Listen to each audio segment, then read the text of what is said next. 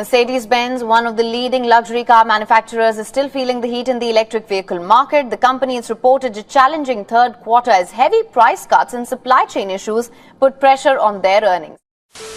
Did you know that Mercedes CEO recently hit the brakes on EV production, shocking the entire car industry? It's like they decided to shift back to combustion engines faster than we switch TV channels during a commercial break. Remember how Mercedes promised to phase out all gas cars by 2030? Well, they're not doing that anymore. Why are you running? Why are you running? The EV market is collapsing, with EV prices dropping by 30%. But why is Mercedes suddenly abandoning EVs? Why did they return to gas cars? Are EVs a scam? So here's the thing. A few years ago, the government imposed strict rules stating that all brands should shift to EVs or face massive fines, and one of the first brands to drop their gas cars was none other than Mercedes. Despite the fact that EV sales only made up 11% of Mercedes' total sales in 2023, their CEO, Ola Källenius, has stated that they're going all electric. But now the EV market is in disaster and Mercedes is making a sharp U-turn. They were aiming for a future in which you could walk into a Mercedes dealership in 2030 and only see shiny new EVs. But now they're saying, maybe not. Only about half of our cars will be electric or hybrid by then, which is a significant shift from their previous EVs or nothing stance. It's not just a Mercedes thing, but the entire car industry is looking more confused. All of a sudden, Elon Musk of Tesla is talking about slower sales. Rivian and Lucid aren't ramping up production, and GM and Ford are delaying their EV projects. It's as if everyone got cold feet at the same time. Back in 2021, Mercedes was riding the electric wave, boasting that half of their vehicles would be either plug-in hybrids or fully electric by 2025. And they even had an ambitious 2039 strategy that was basically a pledge to go fully electric where market conditions allowed. It was a bold move, but it appears that they're now backing off slightly. So what's the deal?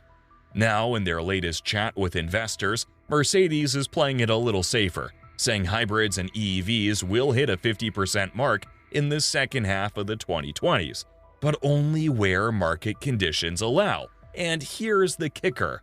In an interview, Mercedes CEO Ola Källenius spilled some tea, stating that traditional gas guzzlers are the only ones making money, while EVs are losing money due to low sales numbers. Mercedes EV sales fell 12.5% in 2023, while gas car sales shot up by 61.3%. Looks like electric vehicles are about as popular as unsalted popcorn at a movie theater. We're not talking about this or this. We're talking about Popcorn! Slow economic growth, never-ending supply chain headaches, and some serious trade tensions between the US, China, and the EU are making things difficult for 2024. Mercedes is already bracing for a bit of a bumpy ride, expecting sales to dip in the first quarter. And despite all the fancy tech and research they're pouring money into, they're feeling the pinch with component shortages, especially these 48-volt systems from Bosch that are holding up production. Mercedes has this new platform called MMA, designed with EES in mind, but is still friendly to those old-school combustion engines. This platform will be the base for some cool models like the CLA and the G-Wagon that'll be available later in 2024.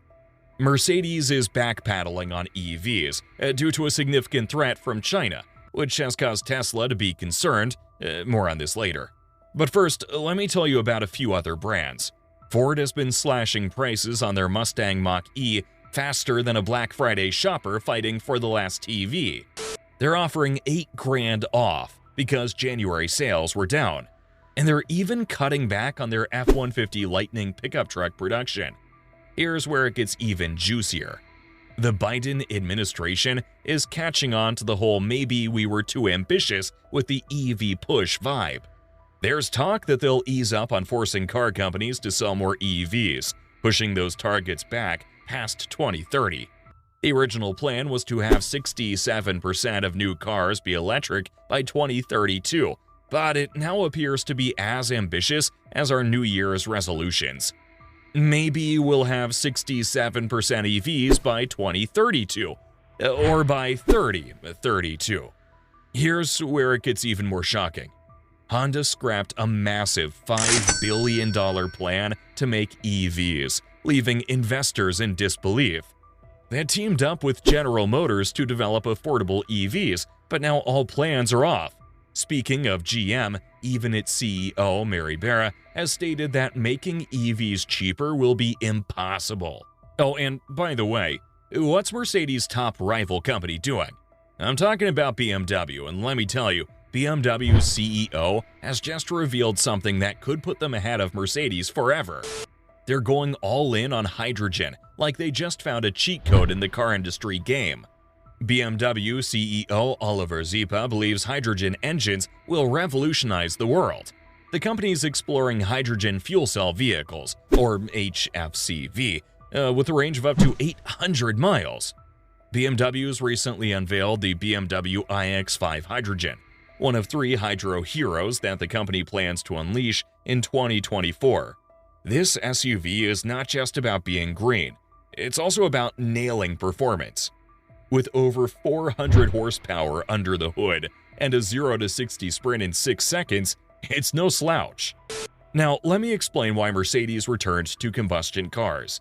You see, the EV market currently has more than a dozen players, but Tesla and a Chinese company called BYD account for the majority of EV sales.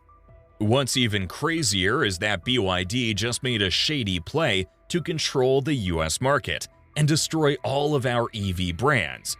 And with the competition getting so rough, Mercedes doesn't want to end up in a price war with them. No one enjoys a bargain battle. They also want to maintain their reputation as a luxury car manufacturer, but they also don't want to look foolish by pricing their EVs with comparable features next to a Chinese car that costs nearly half as much. To make matters worse, China imposed a harsh export ban on its rare earth mineral supply. These minerals, such as nickel and lithium, help to make EV batteries, and the United States receives 80% of its supply from them. So is this export ban bad news for us? It certainly is. You see, since acquiring the raw materials for making EVs is now going to be even tougher, local car manufacturers are going to struggle really hard to keep their prices low. But don't forget, BYD is a Chinese company, so it can still get those costly raw materials and enter our market with cheap EVs, making other brands just obsolete.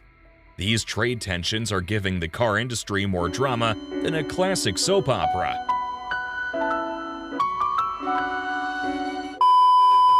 It feels like we could have a whole new show called Keeping Up with the Auto Market. It's got more plot twists than a Netflix series.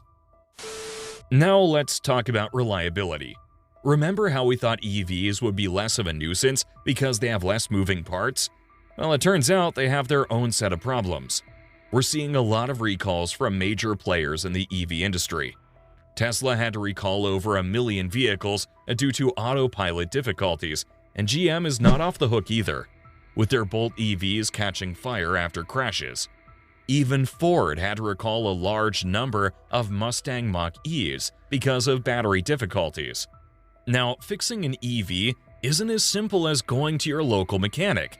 These high-tech vehicles may require serious repair costs. Who knew fixing an EV could cost as much as a weekend in Vegas? Better drive carefully. One wrong move and you'll need a GoFundMe for your car's repairs. Despite all of the government incentives and tax cuts, consumers aren't buying into the electric vehicle hype as much as they should. Sales are increasing, but not at the rate that companies were expecting. People are still side-eyeing EVs like they're the new intern at the office. They're still unsure about the prices, charging difficulties, and whether these cars can truly go the distance, both practically and figuratively. So, given the practical challenges of owning an EV and the reliability issues, it's clear that we have a long way to go before we can truly call EVs the vehicles of the future. The Mercedes CEOs probably made the right decision by returning to combustion engines that are still reliable and selling in good numbers. As for me, buying an EV right now feels like adopting a high-maintenance pet. What about you guys? Are you ready to plug into the electric future, or are you sticking with the tried-and-true gas guzzlers? Let me know in the comments below. And if you haven't heard about GM's latest compressed air engine, then watch this next video on your screen.